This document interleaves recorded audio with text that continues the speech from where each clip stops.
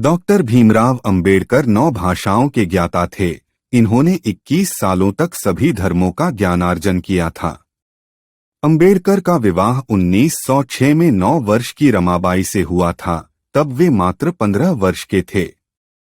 1908 में वे एल्फिंस्टन कॉलेज, बंबई में प्रवेश लेने वाले पहले दलित बच्चे थे। डॉक्टर भीमराव ने कुल 32 डिग्री प्राप्त की थी। वो विदेश जाकर अर्थशास्त्र में 2 पीएचडी करने वाले प्रथम भारतीय थे। अंबेडकर पेशे से वकील थे। इन्होंने 2 साल तक मुंबई के सरकारी लॉ कॉलेज में प्रिंसिपल के पद पर काम किया था। राष्ट्रीय ध्वज में अशोक चक्र स्थापित करने वाले भीमराव अंबेडकर ही थे। वर्तमान समय में जो उद्योगों में काम करने की 8 घंटे की शिफ्ट होती है, यह सब बाबा साहब की ही देन है। इससे पूर्व 12 से 14 घंटे श्रमिकों को काम करना पड़ता था।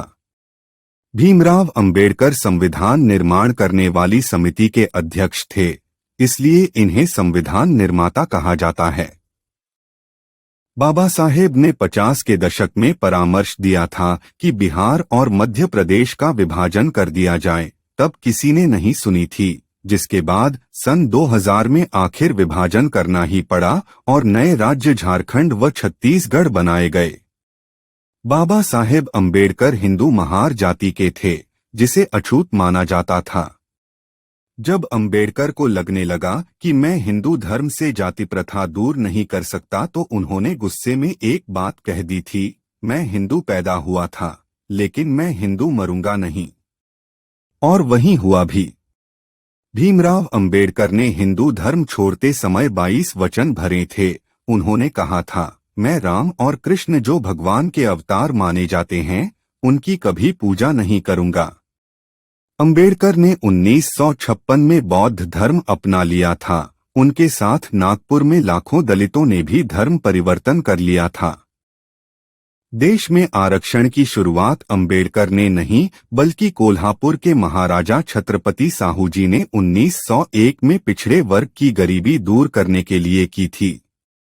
1943 में अंबेडकर ने राष्ट्रीय स्तर पर अनुसूचित जातियों के लिए सरकारी नौकरियों और शिक्षा के क्षेत्र में आरक्षण की मांग की थी। संविधान के प्राविधानों के अंतर्गत उनका यह सपना पूरा हुआ। अंतिम दिनों में भीमराव अंबेडकर मधुमेह से बुरी तरह ग्रस्त हो गए थे।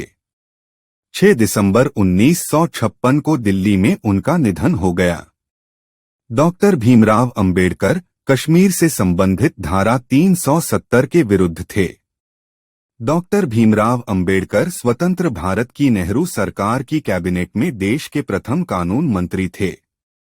भीमराव अंबेडकर ने जीवन में 2 बार लोकसभा चुनाव लड़ा, लेकिन दोनों बार उन्हें पराजय का सामना करना पड़ा था।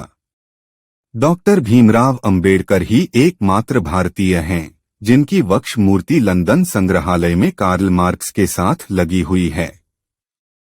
यह विडंबना ही है कि निधन के 34 वर्ष पश्चात 1990 में बाबा साहब को भारत का सर्वोच्च सम्मान भारत रत्न प्रदान किया गया।